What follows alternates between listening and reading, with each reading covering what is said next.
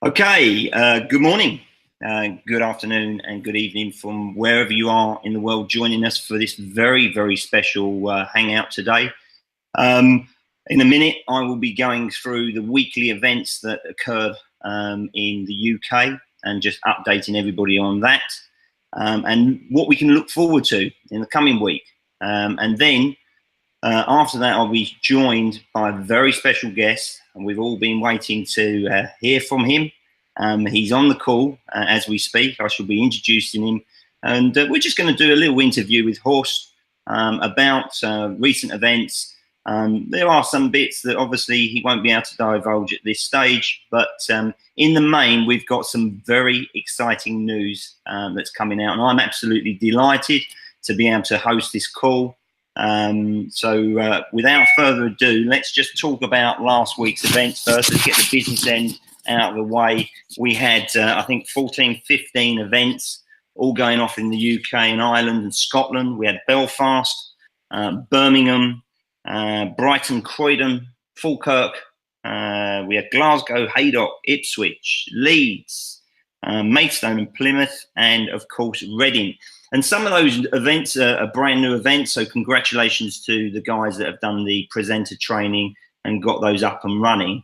And what I can tell you is we had a phenomenal turnout, okay? There's a lot of people looking to get into USI.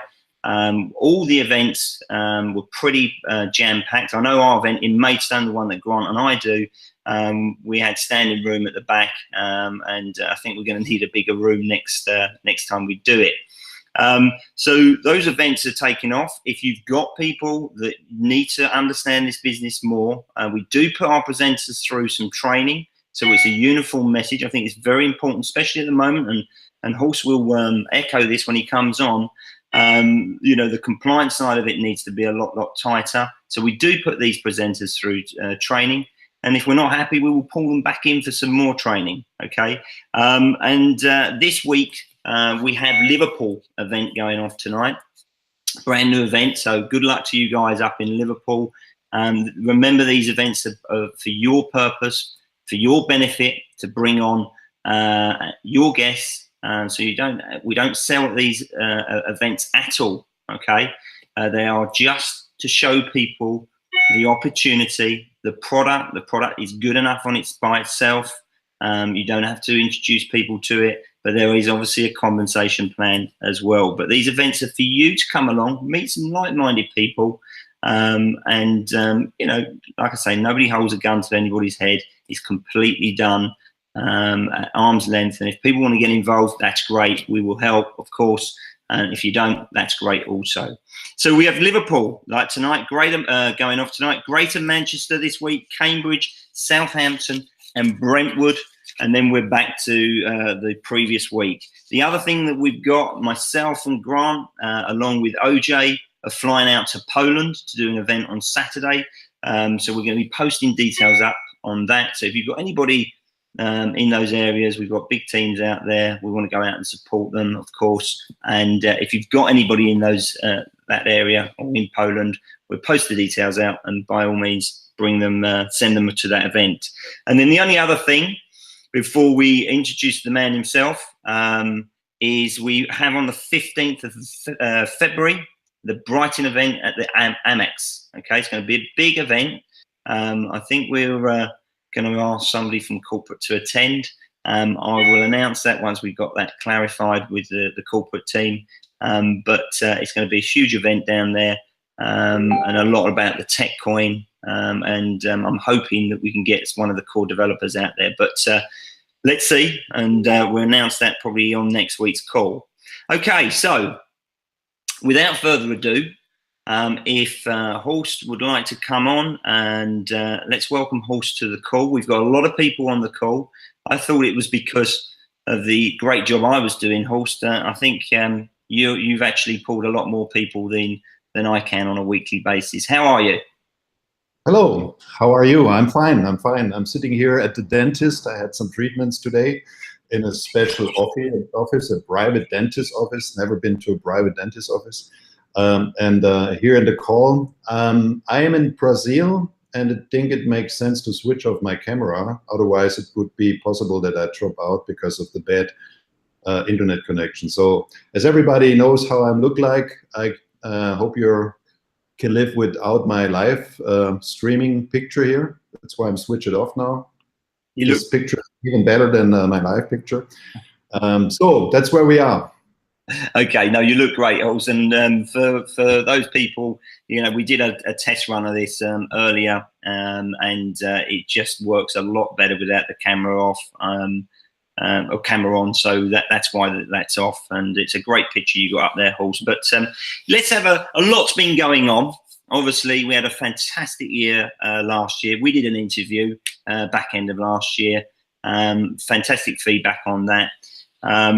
But we've come into the new year. There's been a lot of changes. Obviously, the withdrawal of USI from the USA and Canada was one of the biggest things that's happened early this year. Can you just tell us what were the events that led up to that happening and made you decide to actually come out of the States and Canada? If you can just elaborate a little bit on that so people understand what predicament the company was put into. There are two reasons why we finally came to this decision. The first thing I have to tell you is, I don't know, but since we are in the business, we always told people, I always told people that I'm happy to fight for USA for many reasons. And but I also told, whenever I had a chance to speak to the audience or to our partners live on live events, I always told them, please be aware, if you don't market and communicate our business right, especially in USA, with all the difficulties, not only with us as usi-tech, but also many other companies, we're gonna have some difficulties. And then finally, difficulties appeared, and our lawyers, and Jonathan is one of them, who was in charge with all this. He had to communicate all these upcoming issues with Texas, Canada, and what else. And that was ongoing. And we have sent out many warnings where we told people again and again, please don't behave with this marketing communication. Don't come up with this hype of our business or whatever, overselling of our business by showing your back offices, your incomes, your Ferraris, your Lamborghinis, your millions of incomes. We do have the best market plan, and we do have high incomers in our business, and that's great. But this overhype in USA especially made many whatever offices or law departments a bit nervous. And Jonathan, our lawyer, was dealing with that. And that was one case. And I come back to Jonathan and our where we are with all this. So the other thing was, we realized in December there was a out of a system error in our system, a huge abuse in our system from partners, or a lot of partners. And finally, that was the reason why we decided to switch off USA and Canada in order to stop the wrong communication in the market, one thing, and stop the abuse as well. So that was the reason why I finally decided to switch USA and Canada off. Yeah, I mean, there was a lot of abuse, and we'll touch on that in a second when we go through a couple more other questions. But what I wanted to sort of labour the point on, this was the advice of your legal representatives to come out of the States at that time, while you assessed, you know, the potential commercial risk to your business. And the statement was made for everybody to see, so it was no secret. And if you have corporate lawyers, then you have to take their advice. You know, I've had corporate lawyers in the past through mergers, acquisitions, and you have to take their advice. That's what you're paying them for, essentially. So one of the nonsense and the rumor mills then start spreading that our legal advisor hadn't engaged with the authorities in the States. You know, can you just confirm that, you know, obviously we did engage with the authorities out there. And off the back of that, I think you've got some good news coming, because what was the outcome of it? I know we've seen a first, I think you got a first draft about half an hour ago or so. But this has been something you've been working on furiously in the background. I mean, people sort of say, well, where's Horst, where's Ralph, and all the rest of it.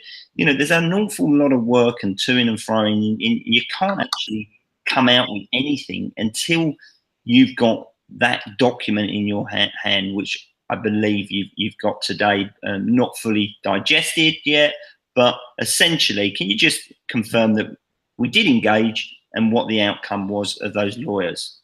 We were always engaged from the very beginning with lawyers, not only in USA. We are consistently engaged with our lawyers worldwide. We had a special group of lawyers in USA always. Finally, it was Jonathan Herbie who was involved in all the latest upcoming issues.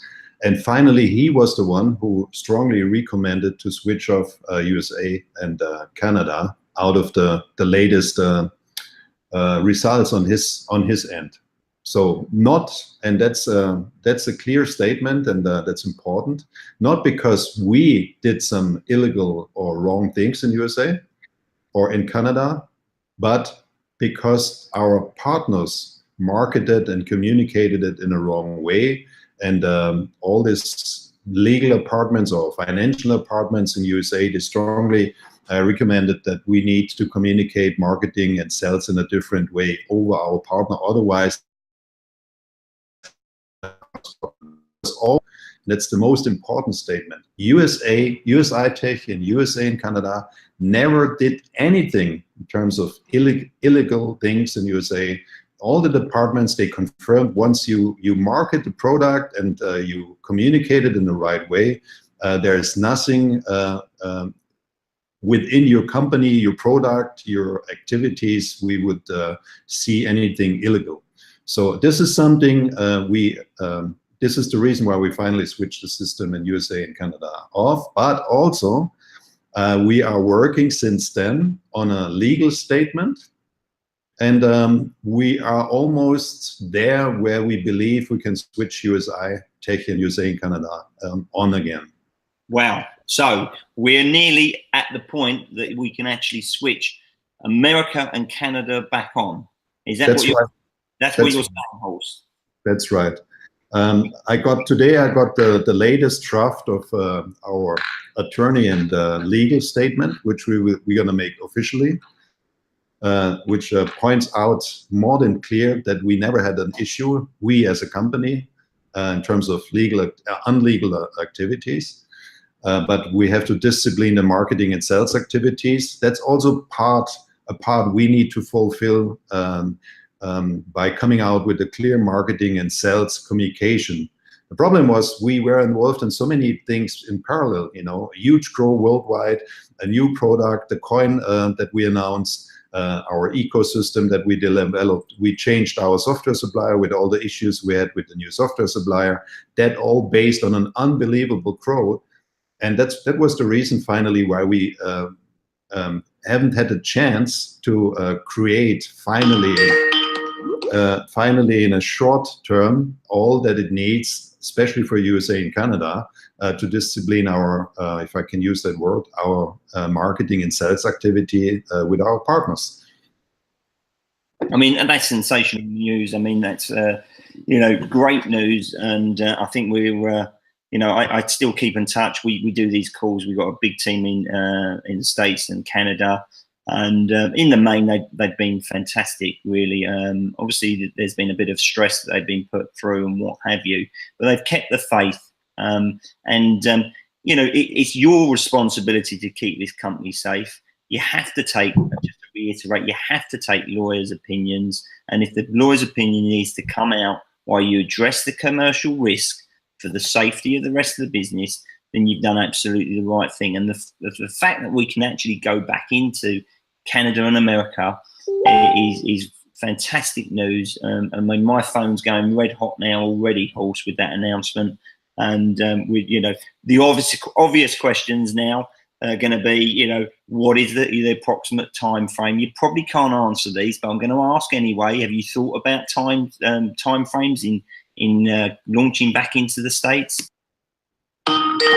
The way we're going to switch USA and Canada back on again will be, first of all, we have to take care, as I always told everybody who was in front of me or I was involved in discussions, our first priorities are our customers, as they are participating on our business with our brilliant product, BDC packages, and we're gonna switch this on first of all. So we're gonna continue to let people withdraw their return of BDC packages, which is their money they have invested into our company. But out of the fact that we have closed USA and Canada until today, we're going to do that in a controlled form, because I'm a bit afraid that that's going to be, once we switch it on again, it's going to be like a bank robbery. You know, everybody think he has to take out or pull out as much as possible, because maybe it's just for a short time frame or whatever. So it has to be in a controlled way in order to make sure that we protect the company. But of course, it was never the intention to steal someone's money or to take someone's money away. We have still ongoing investigations, and this investigations have to be finalized in order to filter out, and I mentioned this already, a lot of abuses in our system with fake accounts, double accounts, and not so regularly takeouts in terms of withdrawals and money. So that's these are the priorities, and that's all controlled and with our lawyer involved. So every process is we will come up with now. All our lawyers are involved and they control it, and they give us the suggestions how to proceed. Yeah, I think you know, we talked about abusive accounts and what have you. It's a major issue, and it's yeah, I think it's stunned not only the corporate team, but many of us that are involved at the level of abuse. I mean, the platform that these guys have provided for us and what it produces should be good enough. You know, it's very disappointing what has happened. You know, but steps were taken to ensure that the company reacted to it, to make sure that the company looked into it, gave themselves time to do this audit, which is an ongoing audit. It's not just America and Canada.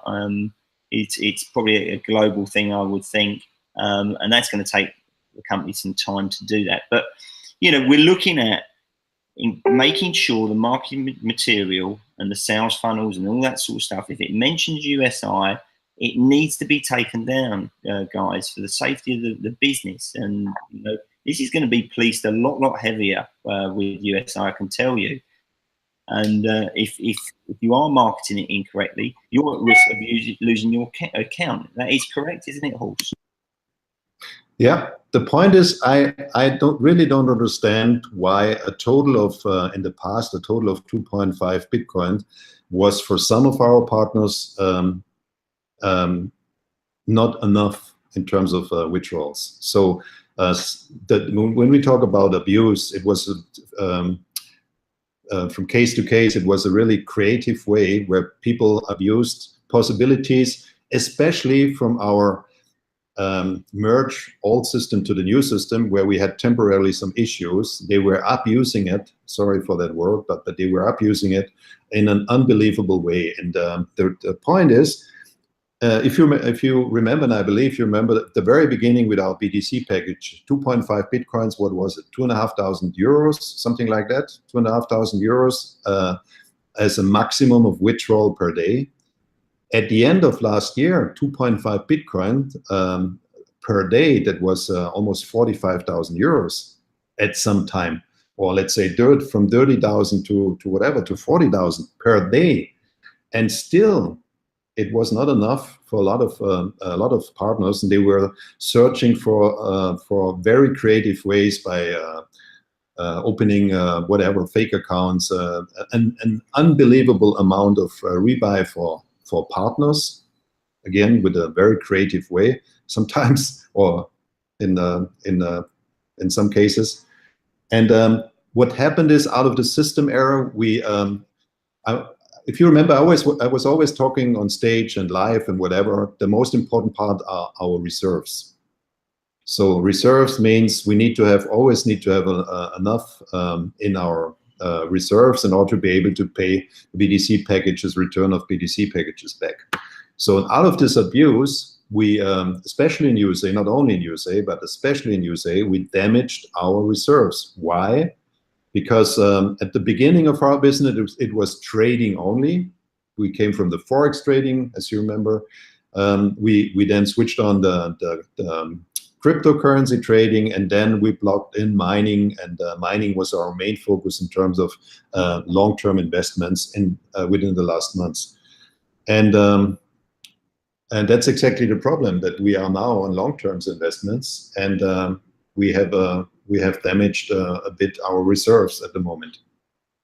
Okay, I mean, that's an interesting point. I mean, you know, the company moved into more long-term investments. There's been a hell of a lot of investment made in the mining side of things, and we're going to touch on the Ethereum pool in a second as well, because I know people want to hear about that. But the main thing here is we need to fulfill those contracts that are in place, and they're big contracts. I mean, I don't know if you can discuss in a second just how big those contracts are, and you know, fulfilling those contracts will further you know, give further stability to the business, and it is the longer term play, and that's where all of us need to be, in the sense that we, you know, need to get to the long term play, and because of the abuses that's happened, what I'm hearing is we need to just readjust for a period of time, get to those long term contracts, and fulfill those to give further stability to the company. Just how big are those contracts? What does that make us once we fulfill those contracts in terms of,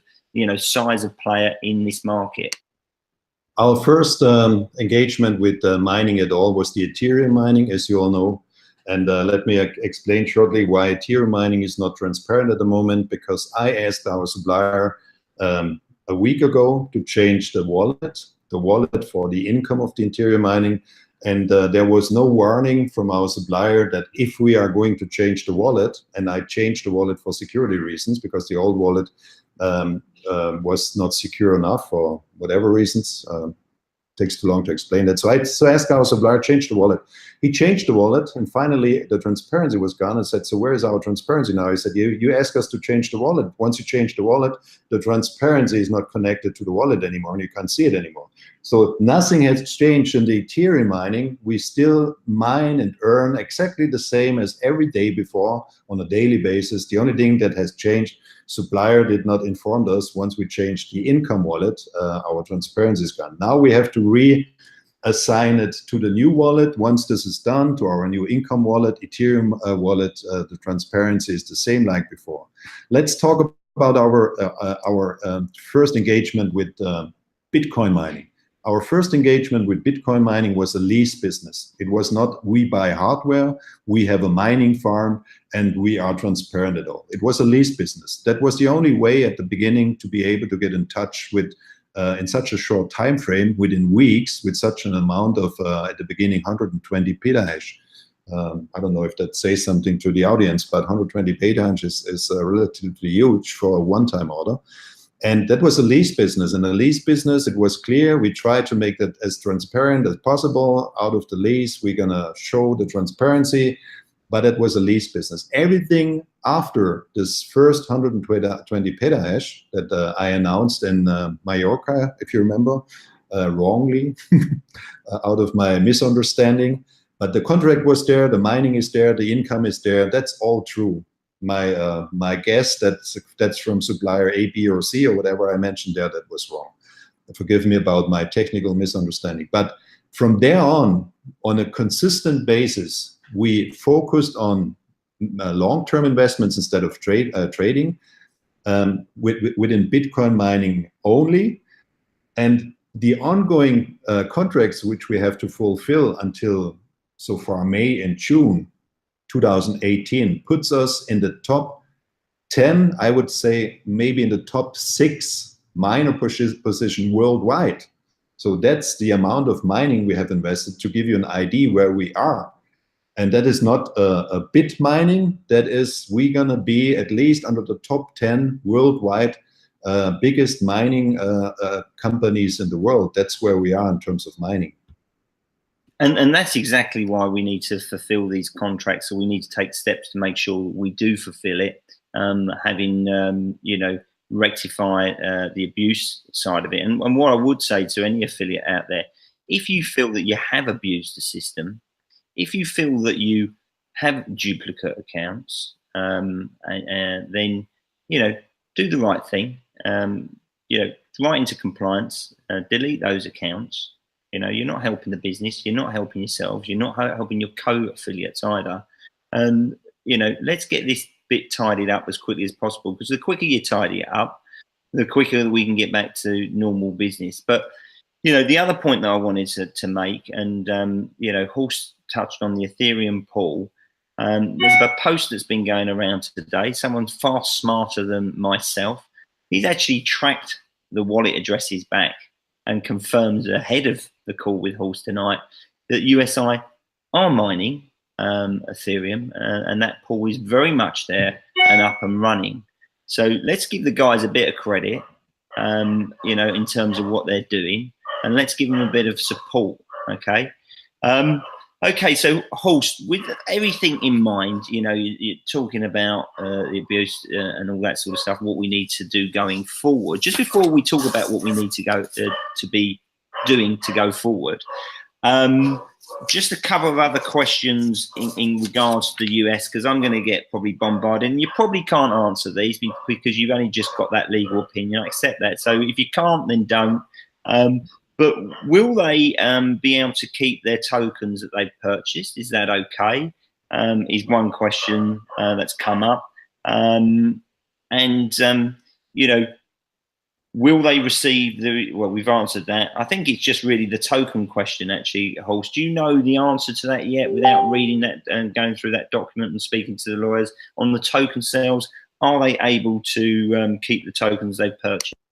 I'm absolutely convinced that once we come up with our ecosystem and our own coin, and I can see it on a daily basis, I mean, the progress of our development, and I can tell you that's going to be absolutely outstanding. The first videos in English, and we will translate in other languages to explain our ecosystem based on a video, is also done. That will go out within the next days. Our white paper is out. It's available in German and other languages soon. Today I received the German version. I can tell you that's going to be great. That's just going to be great. Our own exchanger, based on our own coin, some additional things like integration of credit cards and all these things. This is on a very good way. And now we start to do technical webinars where we introduce it and we make the videos and so on and so on. The token sales is ongoing. It's as we expected it. It is perfectly distributed so far. And all the tokens which are out in the market are safe. Everybody who owns tokens will own tech coins once we launch the coin. This is clear. This is, I mean, that is as it is, and that's always as it's going to be. The other thing is when we talk about abuse, you know that we switched off the rebuy for partner. It was for two reasons. First of all, our lawyer strongly recommended that we switch it off because we, as a company, we cover a business that's outside of usi-tech. What does that mean? If you buy packages for a partner and the partner gives you the value for the purchase of the packages, either he gives you cash or whatever, that's a business usi-tech covers, and it's ongoing outside in terms of money collection or value collection or whatever. So most of the time it was not for free. I cannot believe that dozens and hundreds of Bitcoins distributed to partners were for free. So people, they sold BTC packages based on rebuy for partners and they collected money outside.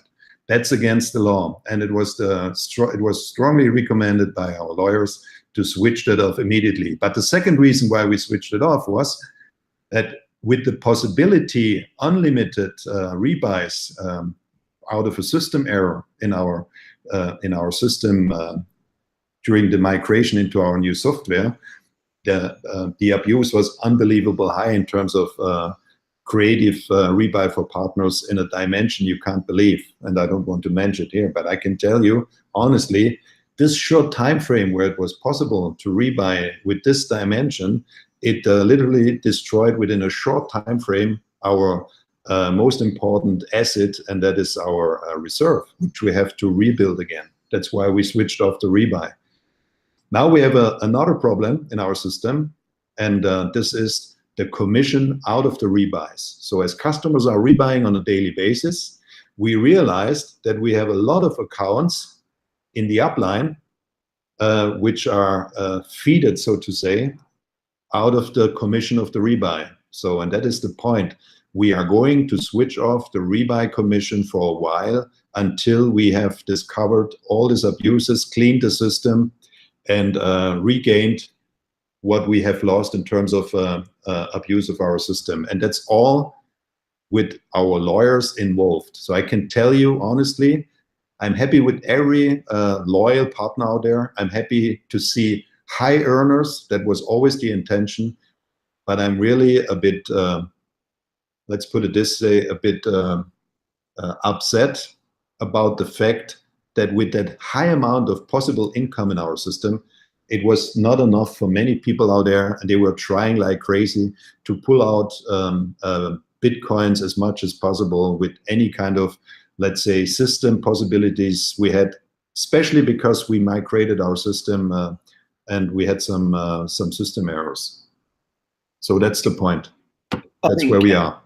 I think, Horst, it's terribly honest of you, and I think people will appreciate that. I mean, from our point of view, we've always sold this wonderful BTC product on the basis it's good enough without anybody into it anyway. You know, the product, and I remember when we did some of the first road shows back in March in the UK, you know, it's a standalone product.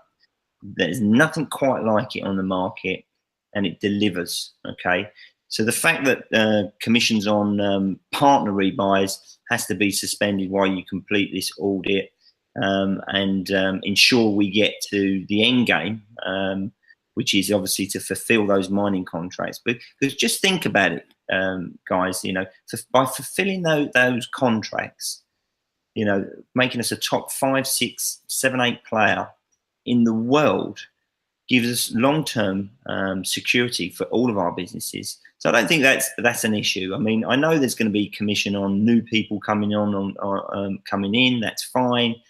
But turning off commission rebuys for a period of time to ensure that you know, we reach and fulfill those contracts, I think is obviously managing the company how we need to manage it to get to that end game.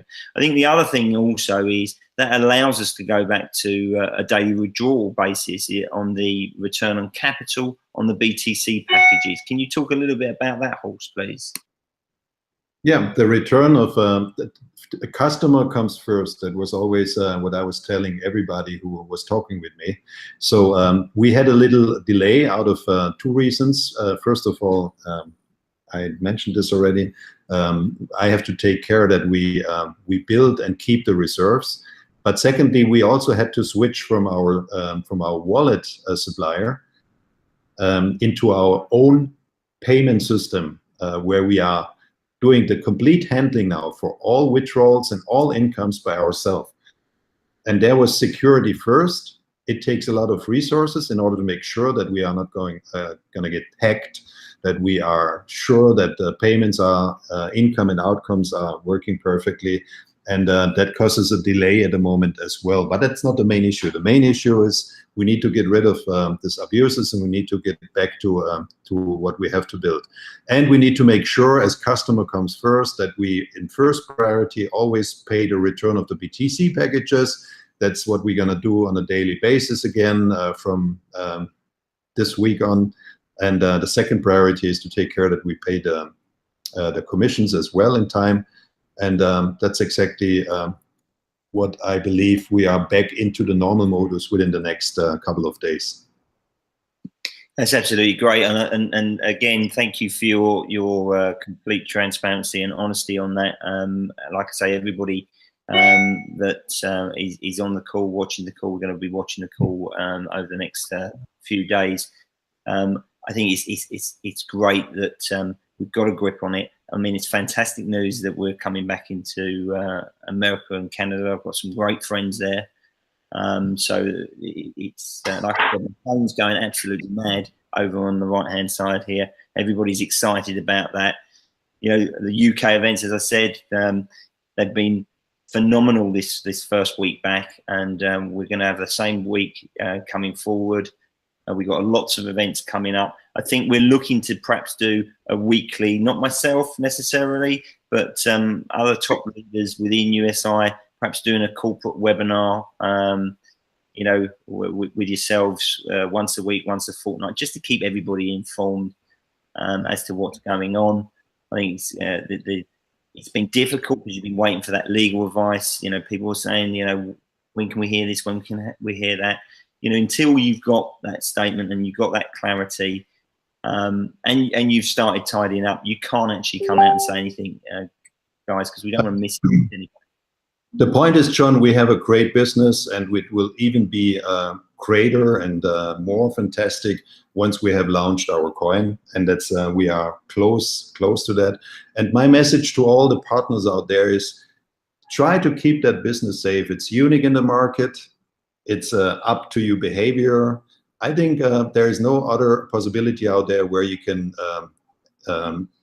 where you have the possibility to earn, even if on your own input, so your own purchases, but also by recommend the business with partners. Keep that business clean. As more you try to abuse it, as more you risk it. And we have a lot of black sheeps out there, so to say, but I can tell you, most of the people out there, they are honest, they are happy with it. I get, on a daily basis, I get hundreds of letters of how we change lives out there. We are working on our ecosystem, because I like to change a bit the whole market with that as a unique system. Try to keep the business clean. It's good enough. It does not need any abuse. It does not need to feed 5 uplines and the goldfish and the hamster and whatever in order to pull out as much as possible from the system. If you like to help, if you want to help your family, and if you want to help your friends, just earn on yourself, and with let's say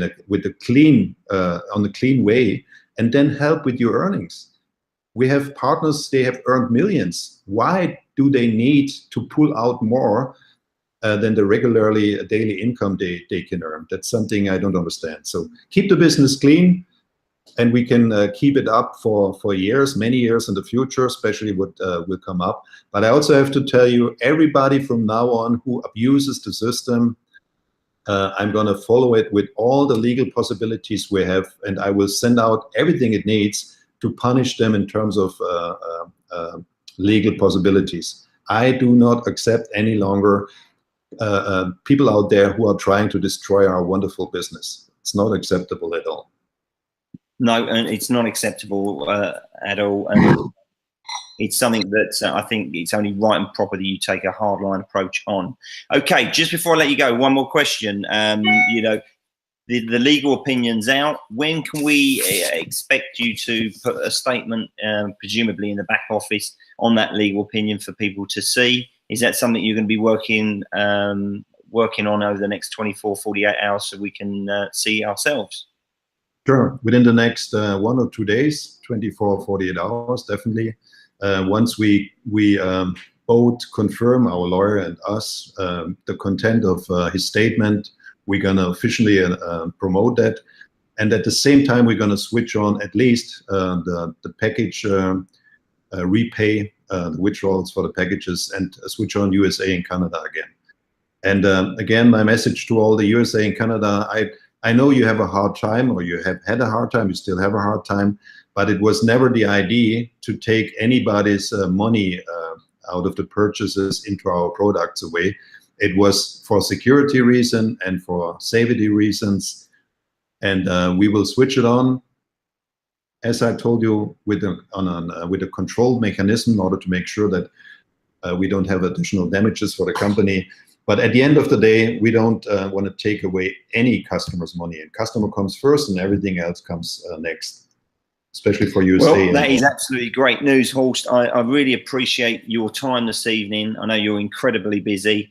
You know, on behalf of everybody that's involved in USI, thank you for this wonderful product that you've come out with. I think it's the onus is on us to tidy up anything that we need to. If you know it's going on in your downline, jump all over it, because it's not right. We got a wonderful opportunity. So let's not spoil it. Let's crack on. Like I say, the events are going mad. Let's do it in a compliant, controlled manner, okay? And let's grow and help us, USI, all of us, fulfill our dreams and aspirations. Thanks again, Horst. Good night from myself, and good night from Horst Gisha. We will see you next week with another update. Thanks very much for tuning in. Good night.